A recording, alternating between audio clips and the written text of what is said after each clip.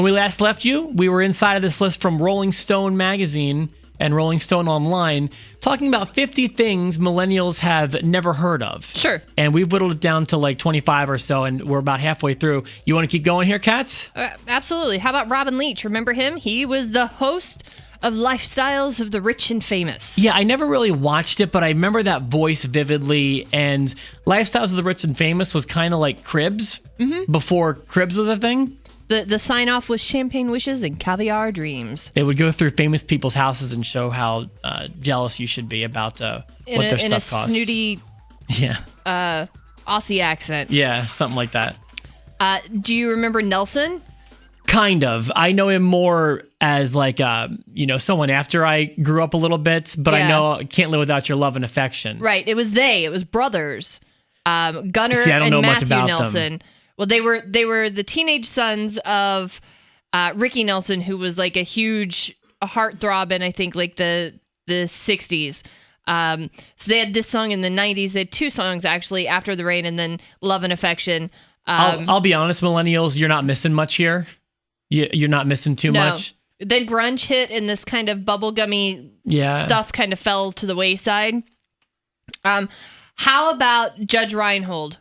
Yeah, I know him. I know him from, is it Dazed and Confused? No. Is it Fast Times at Ridgemont High? It is Fast Times at Ridgemont High. Judge Reinhold's the one that Phoebe was peeking on Phoebe Cates getting out of the swimming pool. Thank you for doing that. Phoebe Cates was every millennial's dolphin flogging dream for years. Still voted as the #1 nude scene on MrSkin.com. Right? Mm-hmm. And actually, Judge Reinhold's character was caught flogging the dolphin in the bathroom while he was watching Phoebe Cates get out of the swimming pool.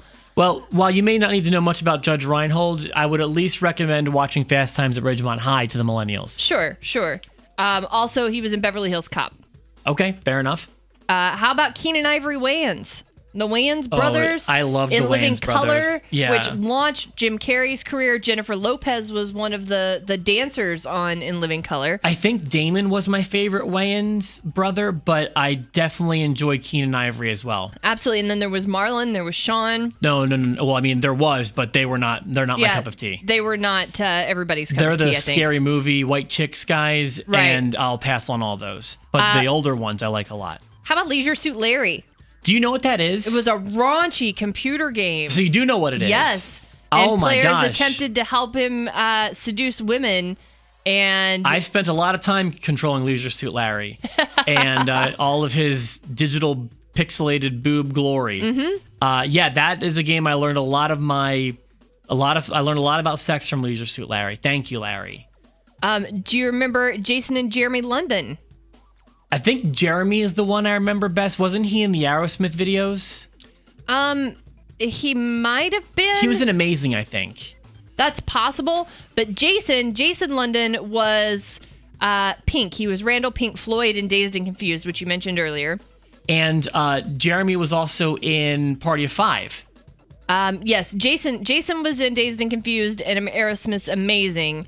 Oh, that was Jason? And then Jeremy, his identical twin brother, was in Mallrats, and he was in Party of Five. He played Neve Campbell's boyfriend in Party of Five. I associate everything that a London brother has done to Jeremy, I guess. I know you know this one, but I don't know if most millennials will remember Fart Man. Oh, yeah. Fart Man was a character created by Howard Stern, someone I used to work for in the summer of 2004 as an intern. And he was, he floated down on a wire at the MTV Video Music Awards, which was his highlight, at least as Fart Man. And he farted and blew up the stage when Luke Perry was giving him an award. Yeah. Yeah, it was pretty cool. And to someone like me, I was like 10, 11 years old when that happened. That's hysterical. Sure. Watching a guy fart and blow up a stage. What could be funnier than that? I got to tell you, I loved this next one, and it's sad to me that millennials probably don't know these, but Choose Your Own Adventure. Do you remember those books? They were outstanding. I had dozens of them. I loved them. I've always been a book nerd.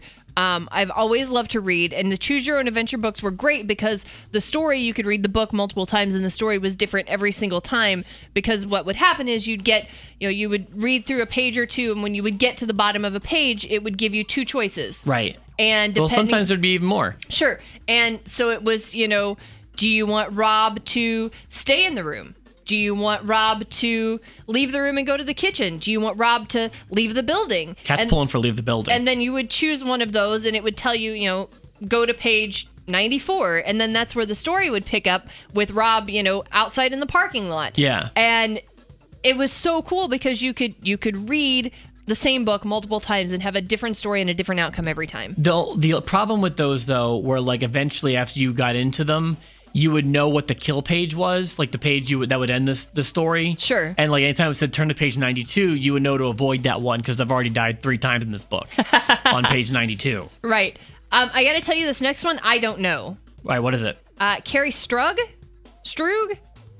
Wasn't she an Olympian? She was an Olympian, but I don't remember her. I think she was the one who like got an injury and then like performed anyway and like won us the gold medal or whatever. Yeah, I think she was a huge Olympic deal. Okay. I thought for sure you would know that one, but nope. I don't know her that well either. Maybe I should have laser discs. Oh, yeah. They were about 4 times bigger than a DVD. They were more expensive than VHS tapes. They had to be turned over like a vinyl record. But this was for a little bit of a viable way of watching movies. Like, yeah. And they were CDs literally the size of records. Right. And you'd put them in this humongous machine and like Kat mentioned, you'd have to flip them over. Like I remember Jurassic Park and Indiana Jones being on Laserdisc. We did not have a Laserdisc player. We had a VCR and eventually a DVD player. And Laserdisc was a very short-lived commodity. But it was a really, really weird medium. I agree, and I certainly didn't have one. How about LA Gear? LA Gear shoes in particular. Mm-hmm. So in the 80s, Air Jordans by Nike, huge success. And it turned into kind of a footwear race in the early 90s. You had the pumps from Reebok.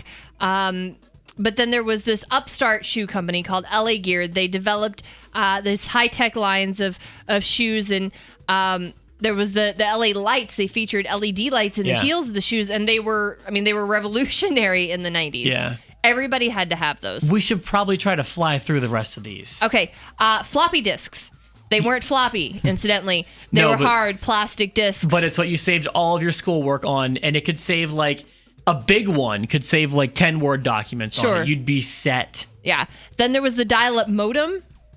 I think they know what that is by now, even though they probably never had to deal with the headache that is trying to... Or calling somebody's phone that was connected to their modem and getting those tones. Yeah, right, exactly. Before you could carry your stereo around in your pocket, there was the graphic equalizer, which was the thing with all the slides on it, so you could adjust your audio EQ just right. I still get an anxiety attack when I see those. I don't know how to do... Basically, your stereos, the nice ones used to come with like 30 knobs or sliders to pick where you wanted the bass level, where you want the treble level, where you want the EQ, like everything. The mids and the lows. Everything had a knob, and you could never get it to sound just the way you wanted to because there's too many choices. How about the TurboGrafx 16? A failed video game console that was like super expensive and used like these weird cards to play video games. But yeah, it's endured the test of time for serious fans of video games. Sure. One question, Rob. Where in the world is Carmen Sandiego? Rio de Janeiro, Brazil. That show was awesome. The games were awesome. I loved Carmen Sandiego.